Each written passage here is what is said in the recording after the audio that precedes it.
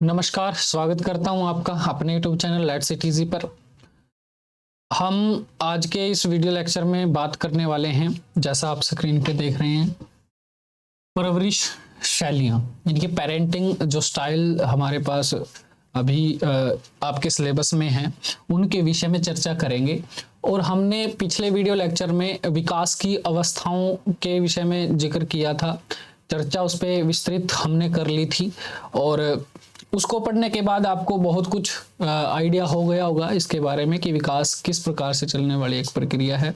उसी विकास की प्रक्रिया में एक बड़ा अहम रोल यानी कि महत्वपूर्ण भूमिका निभाती है परवरिश शैली, यानी कि पेरेंटिंग स्टाइल जो होता है, परवरिश शैलियाँ जो होती हैं विभिन्न प्रकार की, वो बड़ा एक अहम रोल निभाती हैं और आपके सिलेबस में भी है और विभिन्न परीक्षाओं के लिए भी उपयोगी हो जाता है। तो सबसे पहले समझते हैं कि परवरिश क्या है। परवरिश माने क्या? सीधे तौर पर एक बात आप लिख लीजिए कि जन्म से लेकर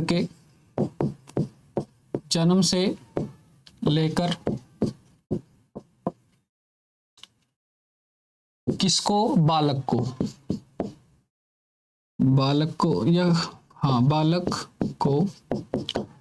को जन्म से लेकर प्रौढ़ावस्था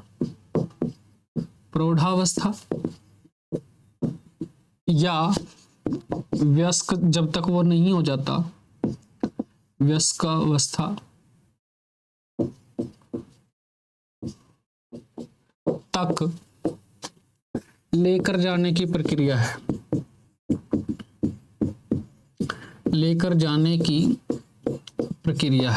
तो एक लाइन में ही समझाने का प्रयास आपको किया है कि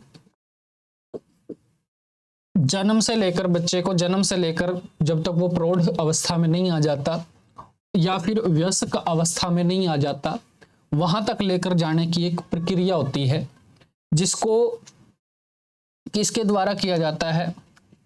उसके जो बायोलॉजिकल पेरेंट्स होते हैं, यानी कि उसके जो जैविक माता पिता होते हैं, जन्म देने वाले जैविक माता पिता जो होते हैं, इनके द्वारा ये परवरिश की जो शैली विभिन्न प्रकार की अपनाई जाती है और इसी को पढ़ने का प्रयास करेंगे। और सीधे तौर पर अगर मैं आपको बताना चाहूं, अगर आप इसको लिखना चाहते हैं तो लिख लीजिए। और अगर आपने अभी तक हमारे इस चैनल को सब्सक्राइबर नहीं आप बने हैं, इसके सब्सक्राइब नहीं किया है, तो कृपया करके इसको पहले सब्सक्राइब कर दे। आपका बहुत बहुत धन्यवाद होगा, आपका आभार होगा।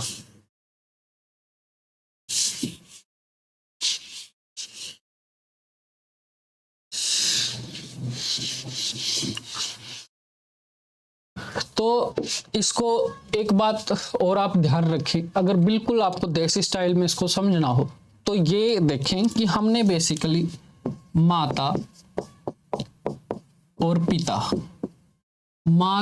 पिता किस प्रकार से अपने बच्चे का पालन पोषण करते हैं, जन्म से लेकर के किशोर अवस्था भी उसमें आ जाती है, उसके आगे फिर जब तक वो प्रौढ़ अवस्था तक नहीं जाता, जब तक वो एक वयस्क नहीं बन जाता, तब तक वो किस प्रकार से अपने बच्चे की जो है देखभाल करते हैं, अपने बच्चे का विकास वो करते हैं, अपने बच्चे को क्या क्या चीजें व्यवहार में उसके लेके आते हैं, उन माता पिता का जो वो स्टाइल रहता है, जो उनका अलग अलग, हर माता पिता एक जैसे नहीं होते, पेरेंट्स में बड़ी विभिन्नता पाई जाती है, अलग अलग पेरेंट्स अलग अलग रूप से अपने बच्चे को पालन पोषण उसको करते हैं।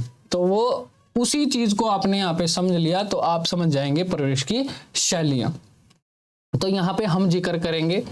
देखिए कई बार क्या होता है, वैसे तो होता है ये माता पिता द्वारा, ठीक है, लेकिन कई बार क्या होता है कि सिचुएशंस ऐसी हो जाती हैं कि माता पिता जो है ये परवरिश नहीं कर पाते, तो उनके अभाव में फिर जो है वो कौन करता है? दादा करता है या दादी करती है, नाना करता है या नानी करती है, ठीक है। तो ये जो चीजें हैं ये उसके साथ जुड़ी रहती हैं।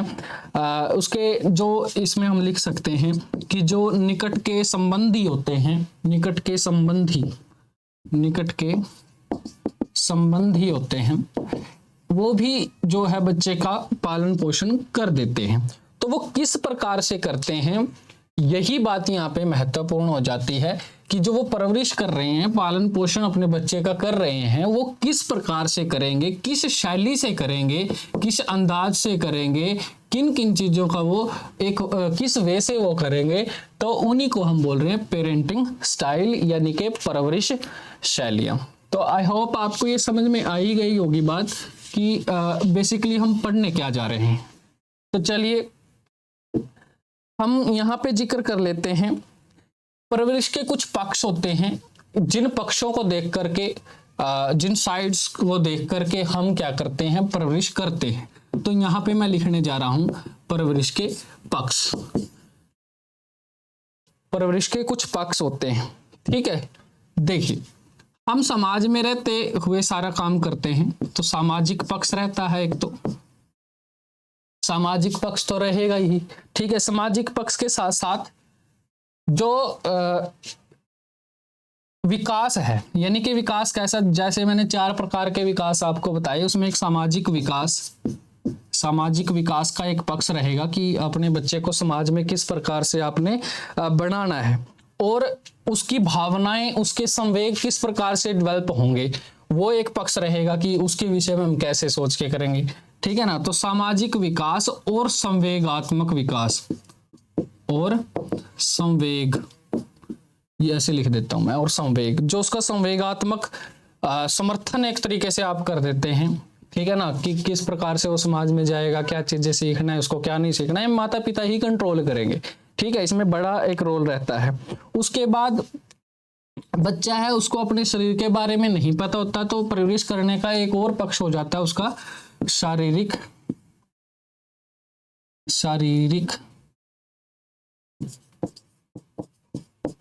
देखभाल करना। शारीरिक देखभाल करना, ये भी पेरेंट्स की जिम्मेवारी बनती है, जब तक वो एक अच्छे अपने प्रौढ़ अवस्था तक नहीं चला जाता, या फिर वयस्क एक अवस्था तक वो नहीं चला जाता। तो उसमें सामाजिक कौशल कैसा है, सामाजिक कौशल हम करेंगे, है ना। ये पॉइंट आप लिख सकते हैं कि सामाजिक कौशल कैसा है बच्चे के अंदर, और उसमें शिष्टाचार है या नहीं है, ये भी एक पक्ष है कि आदर सम्मान करता है सबका या नहीं करता है, या कैसे बोलता है, कैसे नहीं बोलता है, ये सारी चीजें, ठीक है।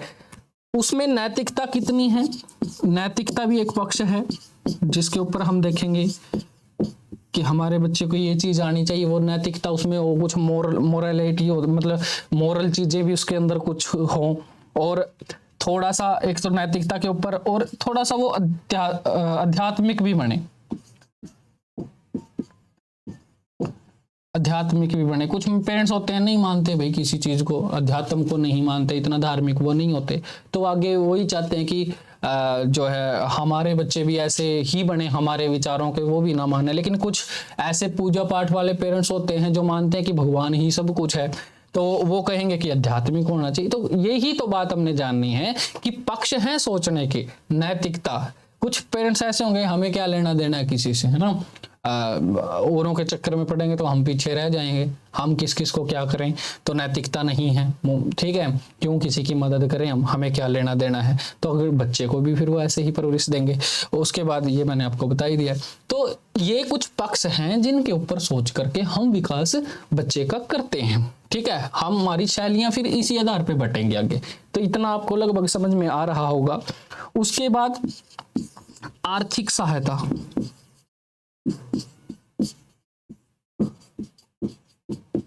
आर्थिक सहायता पक्ष होता है भाई। आर्थिक सहायता भी एक जिसके ऊपर हम देखते हैं, सोचते हैं, विचार करते हैं। पेरेंट्स होते हैं कि चलो बच्चे को पैसे से सपोर्ट कर देते हैं, कुछ करेगा ये, ठीक है, और कई नहीं देते, कई कहते खुद कमा भाई, अपने आप कर, ठीक है, अगर तू करना ही चाहता है तो खुद कमाना सीख।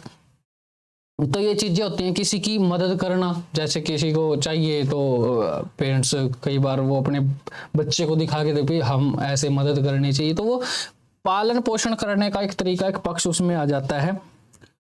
उसके बाद आ जाता है शिक्षा पर खर्च करना। शिक्षा पर खर्च करना, शिक्षा पर खर्च करने का मतलब क्या है? शिक्षा पर खर्च करने का मतलब यहाँ पे हो जाता है कि आपने बच्चों को किस प्रकार का पालन पोषण उन्हें देना है, अच्छी शिक्षा देनी है, कितना खर्चा देना है, कितना नहीं देना है, और उनके भविष्य को ध्यान में रखते हुए उनका बीमा भी करवाना है या नहीं करवाना है। तो बीमा, ठीक है, शिक्षा पर खर्च या बीमा जो है बीमा करना, ये एक पक्ष यहाँ पे हो जाते हैं। तो मैंने यहाँ पे कुछ पक्ष लिखे हैं जिनके ऊपर सोच विचार करके पेरेंट्स जो हैं वो विभिन्न तरीकों से अपनी शैलियां अपनाते हैं, और आगे चल के इसके बारे में पढ़ेंगे कि कितने प्रकार की शैलियां होती हैं, कितने प्रकार की होती हैं, कितने प्रकार की नहीं होती हैं, ये आगे की इसमें हम चर्चा कर रहे हैं। फिलहाल हम एक बात और इसमें 2-4 बातें और लिख लेते हैं, वैसे 6 हो गई हैं, अगर लिखना चाहते हैं तो लिख लीजिए इनको। यहां पे हम थोड़ा सा और डिटेल में इसको करने की कोशिश करेंगे। परवरिश शैलियां, देखिए शारीरिक जैसे देखभाल में आ ही गया था, लेकिन फिर भी हम लिख लेते हैं यहाँ पे, हम यहाँ पे लिख लेते हैं चिकित्सा, चिकित्सा एक पक्ष होता है, ठीक है। इसके बारे में डिटेल से जब आगे एग्जाम्पल आएंगे तो चिकित्सा भी आ गया, इसमें सुरक्षा भी आ गया ना, बहुत सारे पक्ष है सोचने के, जो माँ बाप सोचता है, जो पेरेंट्स सोचते हैं। आप इससे भी ज्यादा लिख सकते हैं यदि आप उसके टॉपिक को पकड़ करके, उस पॉइंट को पकड़ के सोचेंगे कि माँ बाप कैसे देखभाल करते हैं, तो आप सर्वे करेंगे तो अच्छा सीखेंगे। आदर्श और मूल्य प्राण में जो है मूल्य प्रणाली में, अब उसको अब ये छोड़ दीजिए। परंपराएं होती हैं, हर समाज की अलग होती हैं, हर परिवार की अलग होती हैं, वो पेरेंट्स अपने हिसाब से इसको अलग अलग देते हैं, अपनी अपनी परंपराओं में सब भारत में जीते हैं, तो इसको छोड़ भी देंगे, कोई ज्यादा बड़ी बात नहीं होगी, ठीक है। ते अगले इस भाग में हम कर रहे हैं बॉमरिंद हुए हैं, बॉमरिंद हुए हैं। इन्होंने 4 तत्व के ऊपर बातचीत की, बेसिकली 4 तत्व इन्होंने माने कि रिस्पॉन्सिवनेस रहते हैं और अन रिस्पॉन्सिवनेस रहते हैं, ठीक है। इन्होंने एक बात में इन्होंने जिक्र किया कि रिस्पॉन्सिवनेस वर्सेस अनरिस्पॉन्सिवनेस, ठीक है। एक तो ये बात की इन्होंने, ठीक है। हिंदी में भी मैं इसको लिख देता हूं, हिंदी में इधर लिख देते हैं, प्रतिक्रियात्मकता बनाम अप्रतिक्रियात्मकता। एक बात में 2 जिक्र की, एक ये, दूसरा तत्व ये, ठीक है। दूसरी बात में इन्होंने 2 और तत्वों का जिक्र किया जिसको हम जानते हैं, एक तो कि रोब जमाने वाले पेरेंट्स होते हैं और एक जो कम अपेक्षा रखते हैं। तो दूसरी इसने बात की कि रोब जमाने वाले बनाम कम अपेक्षा रखने वाले।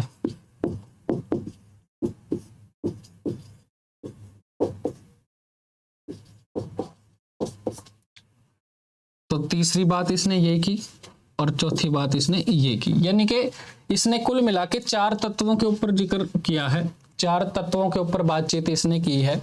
बॉमरिंद हुए हैं, बहुत अच्छे मनोवैज्ञानिक हुए हैं, इन्होंने 4 बातें बताई, 4 चीजों को आपस में जोड़ के देखा या बनाम इनको करके देखा, आमने सामने करके देखा, तो इन्होंने पाया कि पेरेंट्स जो है ना वो इस प्रकार से करते हैं, रिस्पॉन्सिवनेस भी होते हैं, अनरिस्पॉन्सिवनेस भी होते हैं, रोब जमाने वाले भी होते हैं और कम अपेक्षा रखने वाले भी होते हैं कि ठीक है जितना कर रहा है अच्छा, कोई बड़ी बात नहीं, ठीक है इतना ही कर सकता है, कर ही रहा है। लेकिन कुछ रोब जमाएंगे, कर क्यों नहीं कर रहा है, ठीक है। ये सारी चीजें किस में हो जाएंगी, ये सारी चीजें हो जाएंगी आपकी हम बातचीत करेंगे बेसिकली इसके बारे में। यहाँ पे जो है, तो यहाँ पे मुख्य रूप से 4 तत्व आपके सामने मैंने लिख दिए हैं। इन तत्वों के ऊपर उसने बातचीत की, इनको आधार माना और इनको आधार मान करके बॉमरिंद ने 3 हमारे पास जो आपके सिलेबस में हैं 3 जो है शैलियां दी हैं परवरिश की, तो वो बॉमरिंद ने ही देने का काम किया है। बॉमरिंद के इन्हीं जो तत्वों को आधार मानना है, ठीक है। तो ये आप कर लीजिएगा। हम कर रहे हैं अब, हम कर रहे हैं अपनी शैलियां। मैं लिख देता हूं यहाँ पे। पहली शैली इसने मानी है साधिकारात्मक, यानी कि साधिकारात्मक। दूसरी माननी है, यहां पे बात करेंगे सत्तावादी। और तीसरी क्या जो हम जिक्र कर रहे हैं वो है हमारा अनुज्ञात्मक।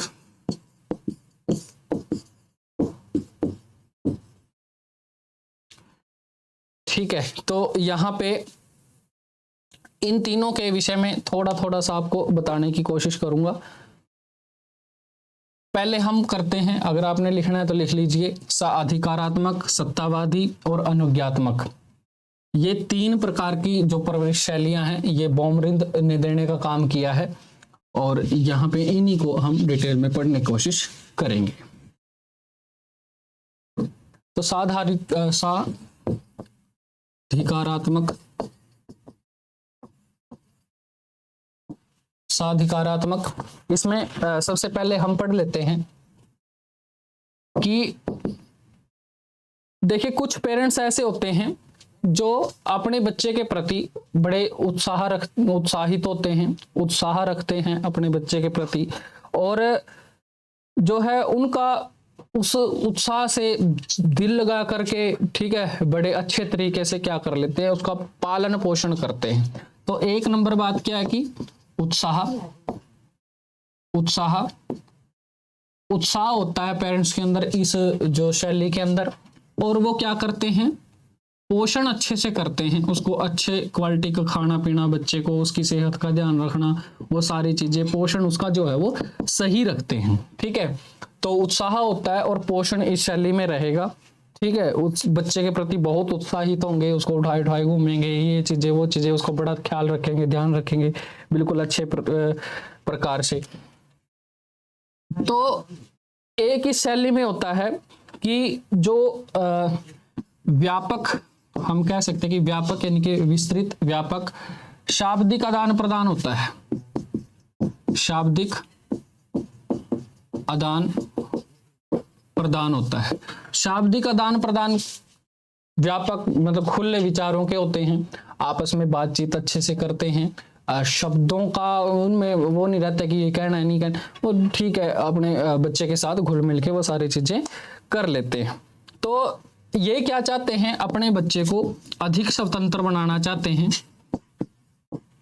अधिक स्वतंत्र खुलापन उसको देना चाहते हैं, अधिक स्वतंत्र बनाना चाहते हैं इस प्रकार के जो है पेरेंट्स। तो अधिक स्वतंत्र उसको बनाने के लिए वो क्या रहते हैं, प्रोत्साहित रहते हैं, या प्रोत्साहित जो है करते रहते हैं उसको कि आप जो है सब खुले बनिए, स्वतंत्र हैं आप, ये वो चीजें तमाम उसको एग्जाम्पलों के माध्यम से, जैसे भी डेली लाइफ की जो चीजें होती है उनमें उसको बताने की कोशिश करते हैं। तो इस प्रकार के पेरेंट्स अधिक स्वतंत्र बनाने के लिए उसको प्रोत्साहित करते हैं,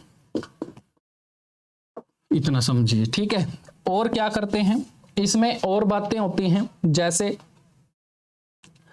जो बच्चों की समस्याएं होती हैं, समस्या पे काम करते हैं, समस्याओं को सुलझाते हैं, उनका साथ देते हैं।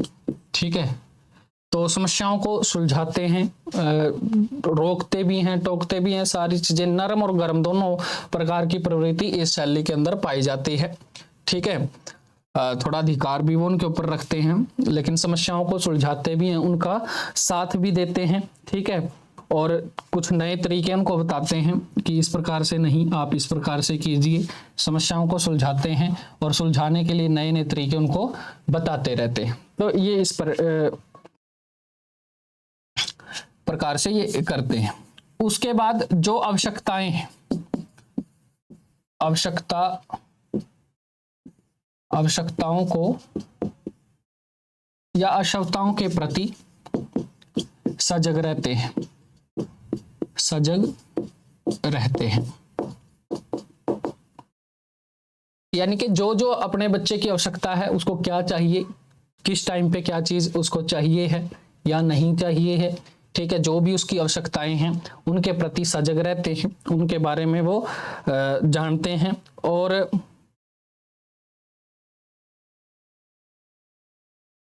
कुछ मापदंड जो हैं वो निर्धारित कर देते हैं। मैं यहाँ पे लिख देता हूं मापदंड, अपने बच्चों के लिए कुछ मापदंड, यानी कि इन चीजों पे खरा उतर रहा है या नहीं उतर रहा है, ठीक है, ये चीजें कर रहा है या नहीं कर रहा है, मापदंड निर्धारित कर देते हैं और सीमाओं पर नजर रखते हैं,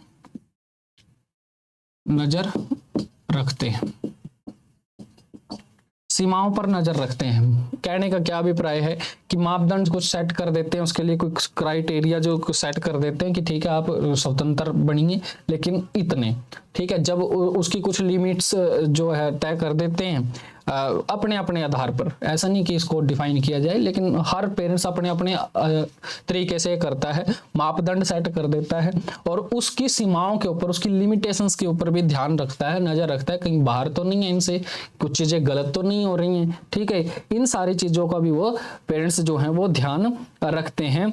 और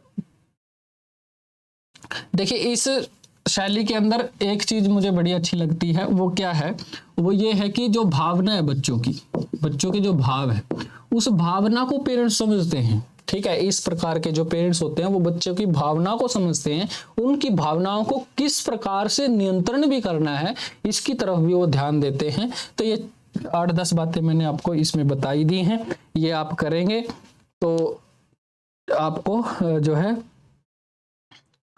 फायदा मिलेगा, ठीक है। और मैं इसमें 2-4 बातें और बताने की कोशिश करता हूं।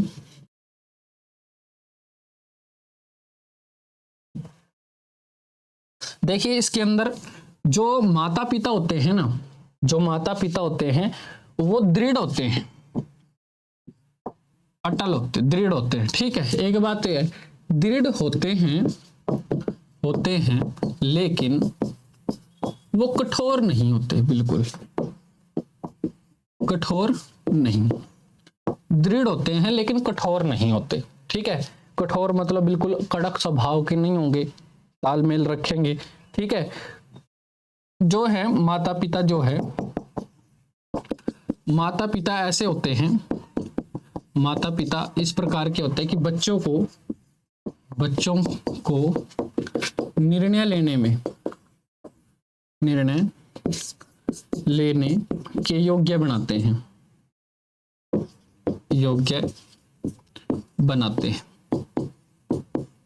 ठीक है। तो जो माता पिता होते हैं वो बच्चों को स्वयं निर्णय लेने में या निर्णय लेने में, कोई भी निर्णय लेने में योग्य बना देते हैं, इस प्रकार के पेरेंट्स इसमें होते हैं और इसी को बोलते हैं साअधिकारात्मक परवरिश शैली, ठीक है। ये हमारी पहले प्रकार की जो है वो शैली रही। हम बढ़ते हैं अपनी दूसरी प्रकार की शैली के ऊपर, जो हमारी है सत्तावादी, ठीक है। तो हम दूसरे नंबर पे पढ़ रहे हैं सत्तावादी।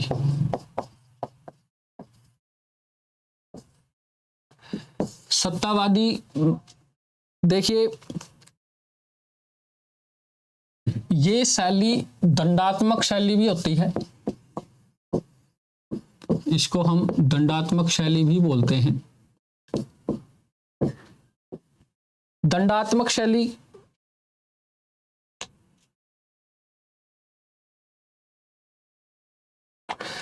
माँ बाप आपने देखे होंगे, माँ बाप कई बार आपने बच्चों को पीटते हुए भी देखे होंगे, ठीक है। तो उसमें क्या होता है कि कहीं ना कहीं गलती होती है बच्चे की, और गलती क्या होती है, गलती उनके अनुसार होती है कि उन्होंने ये बातें अपने बच्चों को बताई हुई हैं, ठीक है, और वो बातें उनकी नहीं मान रहे हैं, और उन मूल जो उसकी चीजें हैं, निर्देश जो हैं, जो उन्होंने माँ बाप ने बच्चे को दिए हुए हैं, निर्देश दिए हुए हैं, कुछ गाइडलाइंस दी हुई हैं बच्चे को, और उनकी पालना वो नहीं कर रहा है, तो उनका सम्मान नहीं कर रहा है उन निर्देशों का, तो इसलिए उसको दंड देने की कोशिश भी करते हैं, ठीक है।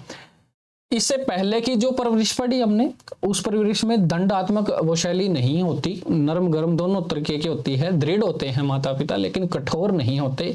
और इसमें क्या होता है कि दंडात्मक शैली है, जो निर्देश बच्चे को दिए गए हैं उनकी पालना करवाने के लिए, उनका सम्मान करने के लिए वो उसको सलाह बच्चे को दी जाती है। इस शैली की भी कुछ अपनी विशेषताएं हैं, जिस प्रकार से हम कह सकते हैं कि बच्चे पर वो सारी चीजें है ना वो थोपी जाती हैं, ठीक है। बच्चा नहीं चाहता करना लेकिन फिर भी उसको करनी पड़ती हैं।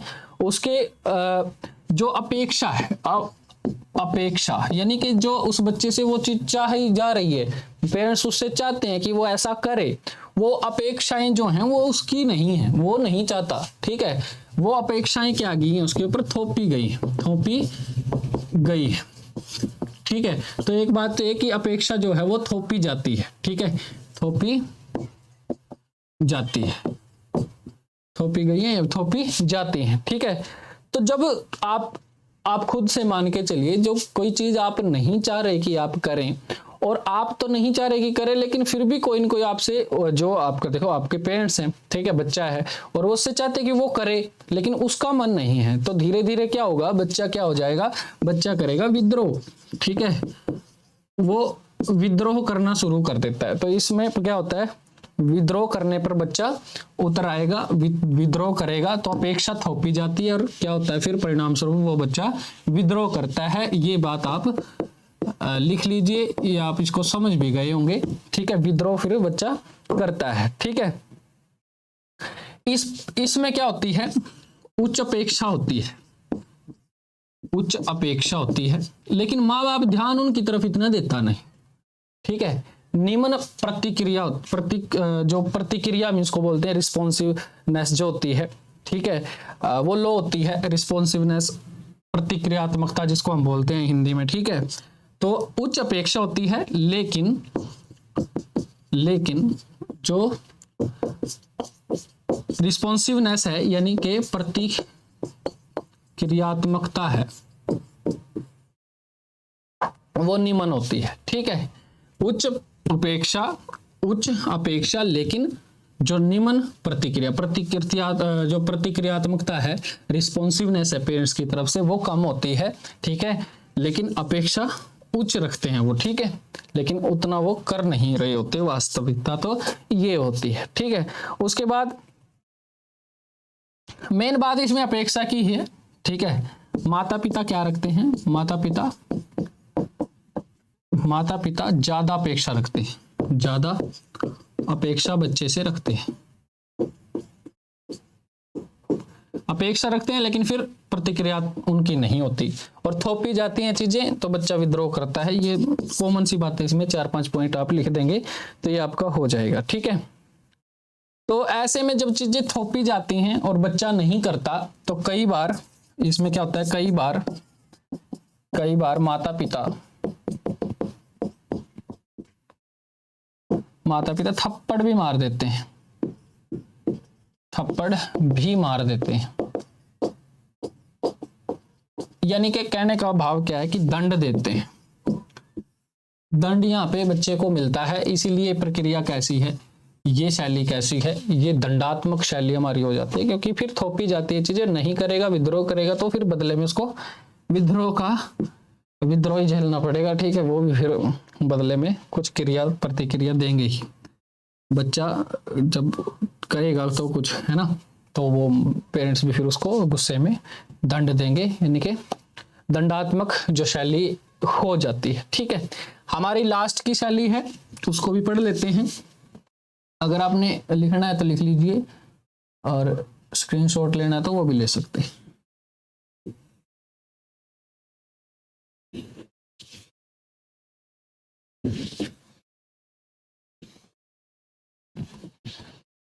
इसके बाद बात करते हैं अनुज्ञात्मक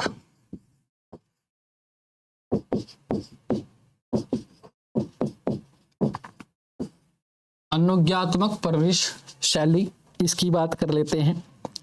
यहां पे जो होते हैं माता पिता, पहली बात जो माता पिता होते हैं, पेरेंट्स होते हैं, वो क्या होते हैं, नरम होते हैं। और नरम का भी मैं तो कहूंगा कि अति नरम होते हैं, ठीक है। नरम भी इतने की बहुत ज्यादा ही नरम, ठीक है, इतने सॉफ्ट होते हैं। और ऐसे में फिर क्या होगा, बच्चे बिगड़ जाते हैं, ठीक है। माता पिता नरम या फिर अति नरम होंगे, और ऐसे में क्या होगा, बच्चे बिगड़ जाते हैं। नंबर 3 बात इसमें करेंगे कि देखिए, नरम है पेरेंट्स तो इसमें प्रतिक्रियात्मकता बढ़ेगी पेरेंट्स की, ठीक है। जो भी बच्चा चाहेगा, जो भी बच्चे की इच्छा होगी, बच्चे की इच्छा होगी उसको वो पूरा करने के लिए दौड़ेंगे, ठीक है ना। नरम है बच्चा, जो भी कहेगा वो कर देंगे। तो बच्चे की इच्छा के प्रति प्रतिक्रियात्मकता ज्यादा होगी। प्रतिक्रियात्मकता, बच्चे की इच्छाओं के प्रति प्रतिक्रियात्मकता माँ बाप की ज्यादा रहेगी, वो उसको पूरा करने के लिए बार बार दौड़ेंगे, ठीक है, यानी कि उसको पूरा करेंगे, ठीक है। मस्त रहेंगे माता पिता बच्चों के साथ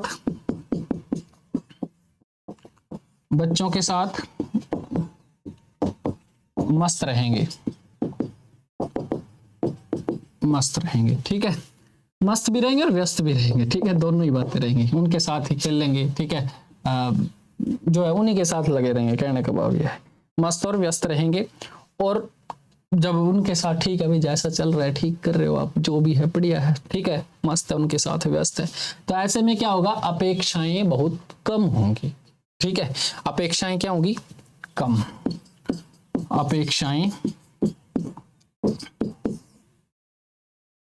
अपेक्षाएं क्या हो जाएंगी, अपेक्षाएं बहुत ही कम होंगी। अपेक्षाएं बहुत कम होती हैं माँ बाप की इस शैली के अंदर, ठीक है। बच्चों से कोई ज्यादा अपेक्षा उनको नहीं होती। तो ऐसे जब छूट उनको इतनी सारी मिलती है, सब चीजें मिल जाती हैं, तो ऐसे बच्चों में क्या होता है, ऐसे बच्चों में परिपक्वता जल्दी आ जाती है, मैच्योरिटी जल्दी आ जाती है इस शैली से, ठीक है। इस शैली से क्या होता है, परिपक्वता जल्दी आ जाती है या शीघ्रता से आ जाती है, ठीक है। ये बात यहाँ पे आप नोट कर लेंगे कि परिपक्वता जल्दी आ जाएगी, खुला वातावरण उनको मिलेगा, और जब ये आ जाएगी तो स्वतंत्र रूप से जीने के योग्य वो जल्दी बन जाते हैं। और कुछ चीजें जो किशोरों में होती हैं, इस प्रकार से जो बच्चा जिसका पालन पोषण इस स्टाइल से होगा, उसके अंदर किशोरों जैसी कुछ चीजें आ जाएंगी। किशोरों की तरह वो आवेग में रहेगा, क्योंकि उसको यही लगेगा कि जिस प्रकार की शैली से वो बड़ा हुआ है, जिस प्रकार की पेरेंटिंग उसको मिली है, वो बाकियों से फिर ऐसी अपेक्षा करने लग जाता है जो किशोर सबसे करता है। यानी कि वही बातें कि अपनी पहचान बनाना, ये चीजें, अपने आप को पूरा बड़ा जबरदस्त आदमी समझना है ना, विपरीत लिंग के प्रति, वो सारी चीजें किशोरों वाली चीजें, आवेग में उनकी तरह वो आवेग में रहता है, ठीक है। किशोरों की तरह जो किशोरों के गुण है वो सारे उसमें आ जाएंगी।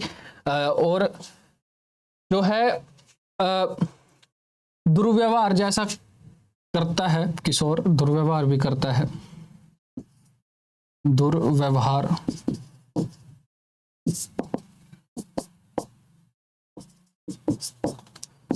ठीक है। दुर्व्यवहार जिस प्रकार किशोर करता है, दुर्व्यवहार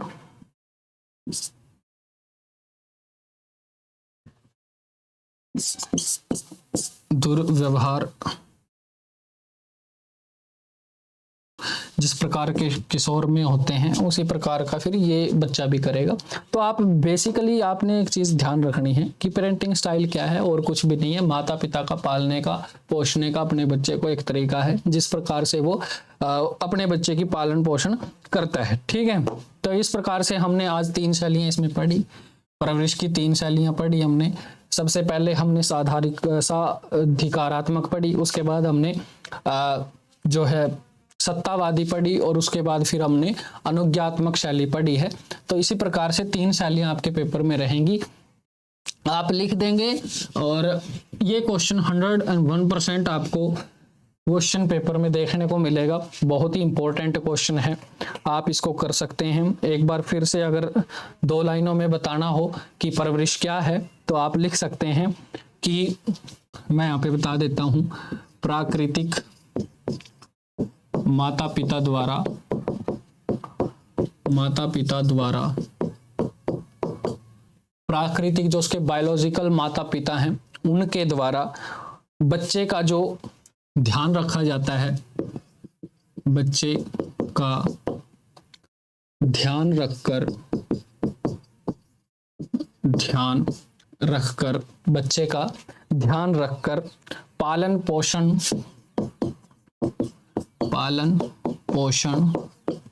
व सुरक्षा भी जरूरी है भाई, ठीक है, पालन पोषण व सुरक्षा करते हुए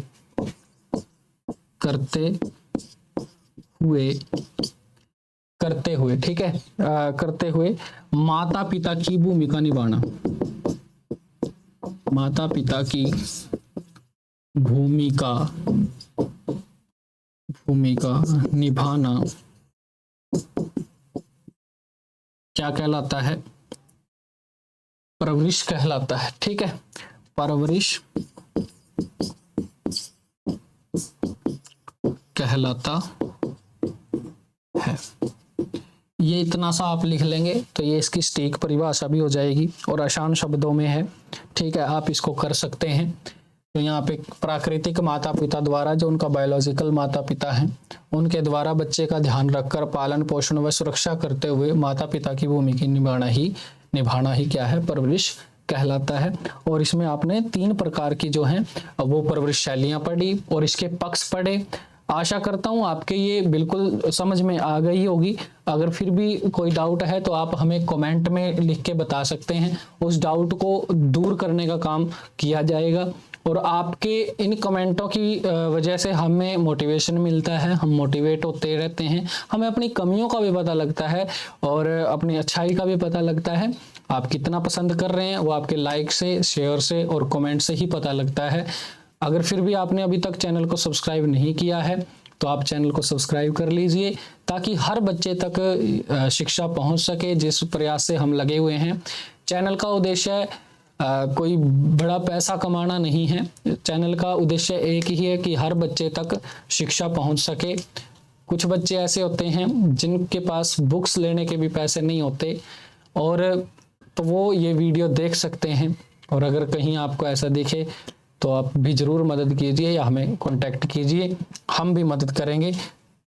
देश पढ़ेगा, गरीब बच्चे पढ़ेंगे तभी वो अपनी गरीबी दूर कर सकेंगे।